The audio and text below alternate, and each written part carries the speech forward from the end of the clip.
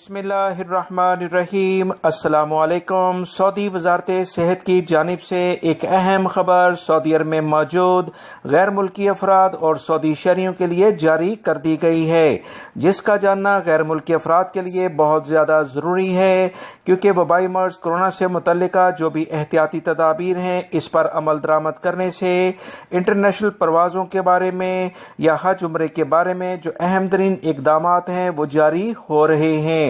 سعودی وزیر صحت نے وبائی مرض کرونا کی ویکسین کی پہلی خوراک بڑے پیمانے پر فراہم کرنے کا فیصلہ کیا ہے۔ اب تک جن لوگوں نے ویکسین نہیں لگوائی ہے ان تمام افراد کو ترجیحی بنیاد پر پہلی خوراک دی جائے گی۔ وزارت صحت نے ویکسین کی دوسری خوراک کی مقرر کردہ تمام جو ٹائمنگ ہے اسے سسپینڈ یعنی ملتوی کر دیا ہے۔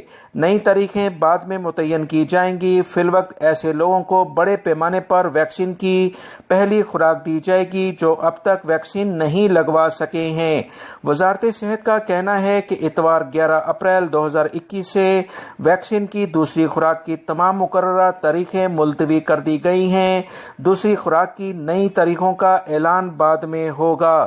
وزارت صحت نے اس فیصلے کے حوالے سے مزید کہا کہ ویکسین تیار کرنے والی کمپنیاں ویکسین کی خوراکیں مقررہ تاریخوں پر مطلوبہ مقدار میں فراہم نہیں کر رہی ہیں۔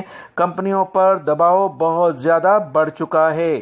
وزارت صحت نے دوسری خوراک کی تاریخیں ملتوی کر کے پہلی خوراک زیادہ سے زیادہ لوگوں کو فراہم کرنے کا فیصلہ اسی وجہ سے کیا ہے تاکہ معاشرے کی بڑی تعداد کو وائرس سے محفوظ کیا جا سکے، خصوصاً ایسے لوگوں کو وبائی مرض کرونا کی ویکسین لگائی جائے جو کہ ابھی تک اس کی زد میں نہیں آ سکے ہیں۔ سعودی وزارت صحت نے تمام سعودی شہریوں اور مقیم غیر ملکیوں سے اپیل کی ہے کہ وہ صحتی ایپس کے ذریعے ویکسین کے لیے جلد از جلد اندراج کرا لیں۔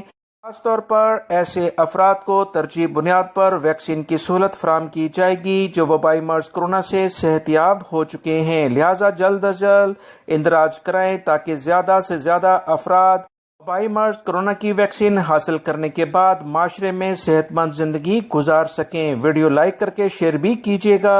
السلام علیکم۔